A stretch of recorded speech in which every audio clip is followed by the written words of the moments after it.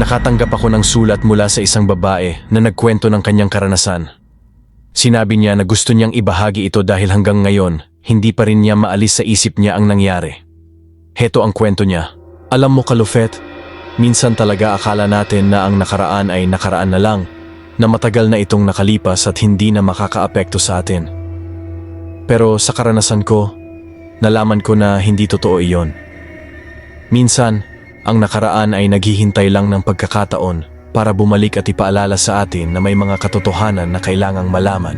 Lumipat ako sa isang tahimik at liblib na lugar noong mga nakaraang taon. Gusto ko lang makalayo sa magulong buhay sa lungsod, magpahinga, at magkaroon ng sariling espasyo.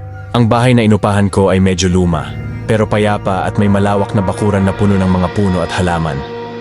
Noong unang linggo ko doon, nakakita ako ng isang cellphone sa ilalim ng isang lumang kabinet sa kwarto. Hindi naman ito yung sobrang lumang smartphone. Medyo luma na ang modelo, pero mukhang maayos pa rin. Tila ba hindi na ito ginagamit. Dahil sa kuryosidad, kinuha ko ito at sinubukang i-charge. Sa pagkamangha ko, gumana pa ito. Matapos kong i-charge ang cellphone, nagsimula itong tumunog tuwing 3:00 ng madaling araw.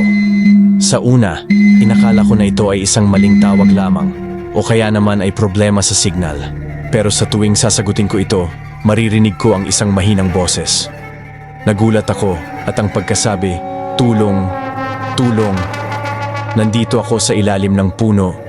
Huwag niyo akong iwan." Ang paulit-ulit na sinasabi ng boses.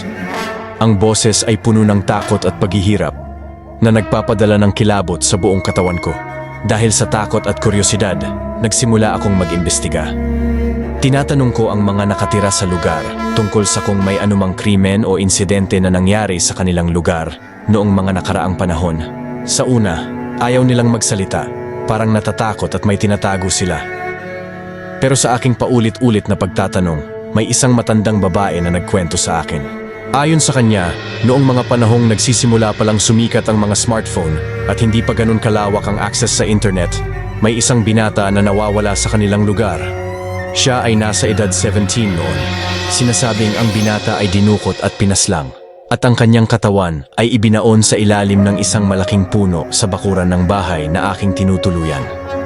Ang kaso ay hindi naresolba noong mga panahong iyon, at ang salarin ay hindi nahuli. Nang marinig ko ang kwento, naramdaman ko ang matinding takot at pagkabalisa. Hindi ako makapaniwala na ang bahay na inupahan ko ay mayroong ganitong madilim na kasaysayan. Pero sa kabila ng aking takot, naramdaman ko na kailangan kong gawin ang lahat upang malaman ang katotohanan at bigyan ng hustisya ang binata. Isang gabi, habang ako ay nag-iisip tungkol sa aking gagawin, muling tumunog ang cellphone. Sa pagkakataong ito, ang boses ng binata ay mas malinaw at mas buo na ang pagkakasabi, "Tulong!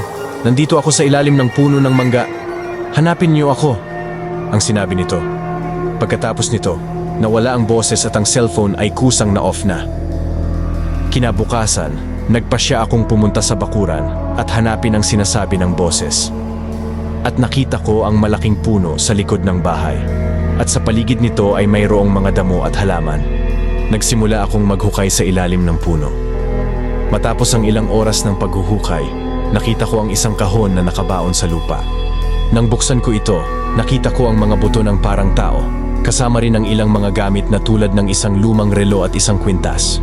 Agad akong tumawag sa pulisya gamit ang aking sariling cellphone at dumating sila agad sa lugar. Sinuri nila ang mga ebidensya gamit ang kanilang mga makabagong kagamitan at natuklasan na ang mga buto ay talagang sa nawawalang binata. Sa pamamagitan ng pagsisiyasat ng pulisya, natuklasan din nila na ang salarin ay isang dating kapitbahay ng pamilya ng binata na ngayon ay nakatira sa ibang lugar. Agad na inaresto ang salarin at siya ay iniharap sa hukuman. Matapos ang insidenteng ito, naramdaman ko ang isang malaking kaginhawahan. Alam ko na nagawa ko ang tamang bagay sa pamamagitan ng pagtuklas sa katotohanan at pagbibigay ng hustisya sa binata. Pero sa kabila ng aking tagumpay, hindi ko makakalimutan ang mga tawag na natanggap ko mula sa nakaraan.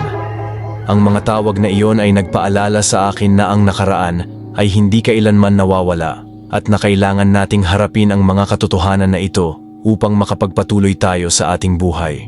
Mula noon, tuwing dumadaan ako sa puno sa aking bakuran, nararamdaman ko ang presensya ng binata At alam ko na siya ay nasa kapayapaan na ngayon.